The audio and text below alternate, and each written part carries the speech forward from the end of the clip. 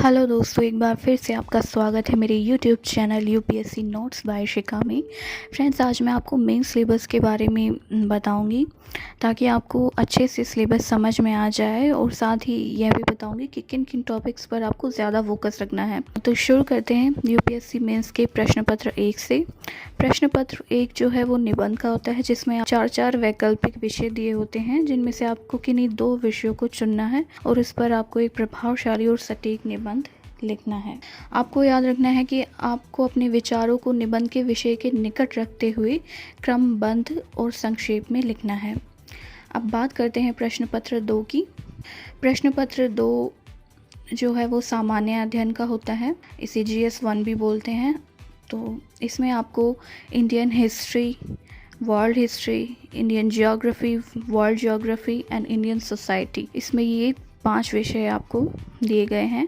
इसमें आपको सबसे ज़्यादा फोकस एंशिएंट हिस्ट्री यानी भारतीय विरासत और संस्कृति एंड मॉडर्न हिस्ट्री में आपको 1750 से लेकर आधुनिक भारतीय इतिहास जो है वो अच्छे से करना है, और इंडियन एंड वर्ल्ड जियोग्राफी पे आपको ज़्यादा फोकस रखना है। उसके बाद Indian society and world history को आप थोड़ा बहुत देख लेना, लेकिन ज़्यादा फोकस जो आपका होना चाहिए वो मॉडर्न हिस्ट्री पे और ज्योग्राफी एंड इंडियन सोसाइटी।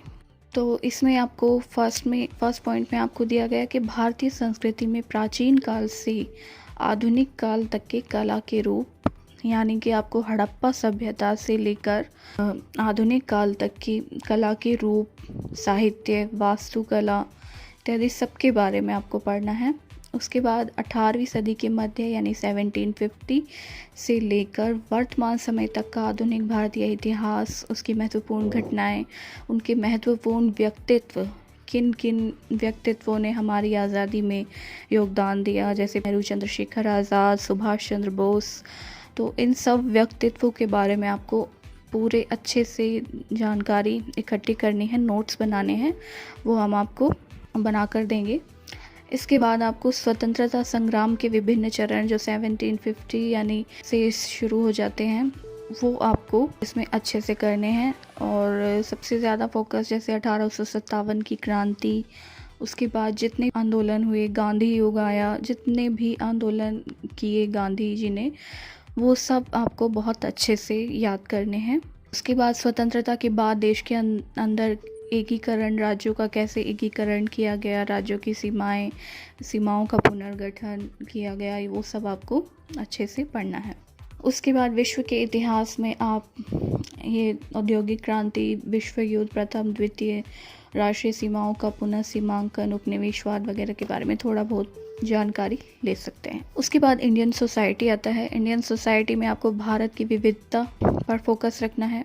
उसके बाद महिलाओं का टॉपिक जो आपको, जैसे महिलाओं की भूमिका, महिला सशक्तिकरण, महिला संगठन, उसके बाद जनसंख्या से रिलेटेड, गरीबी से रिलेटेड, विकासात्मक विषय और शहरीकरण, उसके प्रभाव, ये सब आपको अच्छे से करना है। यानी आपको टोटल कहें तो आपको एंशिएंट एंड मॉडर्न हिस्ट्री और Indian geography and world geography और इंडियन सोसाइटी पे आपको ज़्यादा फोकस रखना है। इंडियन ज्योग्राफी में आपके सारे टॉपिक शामिल होंगे, जैसे जलवायु परिवर्तन, जलवायु से रिलेटेड विषय, भारत का अपवाह तंत्र, भारत की प्राकृतिक वनस्पति, मृदा, सिंचाई, कृषि, पशुपालन, मत्स्य पालन, खनिज संसाधन, परिवहन, ऊर्जा, ये सारे टॉपिक आपको इंडियन ज्योग्राफी में शामिल करने होंगे। इसके साथ ही आपको भूकंप, सुनामी, ज्वालामुखी हलचल, चक्रवात जैसी भूभौतिकीय घटनाएं और भौगोलिक विशेषताएं, वनस्पति, प्राणी जगत परिवर्तन, इन सब परिवर्तनों के क्या क्या प्रभाव हैं, वो सब आपको इसमें शामिल करना होगा। तो अब बात करते हैं प्रश्न पत्र 3 यानी GS 2। इसमें आपको शासन व्यवस्था, संविधान, शासन प्रणाली, सामाजिक न्याय और अंतर्राष्ट्रीय संबंध के बारे में पढ़ना है। इसमें आपको भारत की राज्य व्यवस्था, भारतीय संविधान की विकास यात्रा, कहाँ से संविधान का विकास शुरू हुआ, उसके बाद भारतीय संविधान का निर्माण कैसे किया गया, इसकी प्रमुख विशेषताएं, संविधान की प्रस्तावना, भारत संघ, राज्य क्षेत्र, मतलब उसके पूरे टॉपिक्स, संविधान के 22 भाग और उन सब में जितने भी अनुच्छेद दिए हैं उनको सबको अच्छे से करना है। इसके अलावा संघ राज्यों के कार्य, उत्तरदायित्व, इसके विषय, चुनौतियाँ, उसके बाद संघ, राज्य और न्यायपालिका के बीच शक्तियों का पृथक्करण, विवाद निवारण तंत्र, ये सब आपको अच्छे से करना है। यानी इसमें आपको मेन फोकस जो रखना है वो पॉलिटिकल साइंस पे रखना है और इंटरनेशनल रिलेशन। वैकल्पिक विषय भी political science and international relation चुनते हैं तो उसका भी आधा सिलेबस में आपका कवर हो जाता है। इसमें आपको ये फ़ायदा मिलता है बहुत बड़ा। तो वो आपकी इच्छा है कि आप क्या चुनना चाहते हैं अपना वैकल्पिक विषय, लेकिन अगर आप पॉलिटिकल साइंस चुनते हैं तो आपको इससे फ़ायदा मिलेगा। इसके बाद सामाजिक न्याय, सोशल जस्टिस आपको इसमें कवर करना है। तो इसमें आपको political science and social justice and international relations आपको इसमें अच्छे से कवर करना है। इसके बाद हम बात करते हैं प्रश्न पत्र 4 की, यानी GS 3 सामान्य अध्ययन। प्रश्न पत्र 3, इसमें प्रौद्योगिकी, आर्थिक विकास, जैव विविधता, पर्यावरण सुरक्षा तथा आपदा प्रबंधन आपको कवर करना है। इसमें आपको ज़्यादातर फोकस जो रखना है वो जैव विविधता, एनवायरनमेंट यानी पर्यावरण, और टेक्नोलॉजी और आर्थिक विकास यानी इकोनॉमिक्स पर आपको इसमें ज़्यादा फोकस रखना है। तो इसमें वही आपको दिए गए हैं कि भारतीय अर्थव्यवस्था तथा योजना संसाधनों को जुटाने, प्रगति, विकास और रोज़गार से संबंधित विषय। इसमें आपको इंडियन इकोनॉमिक्स पूरी कंप्लीट करनी है। उसमें आपका बजट आ जाएगा, सारी भारत की जितनी भी फसलें हैं, सिंचाई की प्रणालियां हैं, और न्यूनतम समर्थन मूल्य, जन वितरण प्रणाली, बफर स्टॉक, खाद्य सुरक्षा संबंधी विषय, इसमें सारा आपका ये कवर होगा। ये आपका GS 3 इस तरह कवर हो जाएगा। अब हम बात करते हैं GS 4।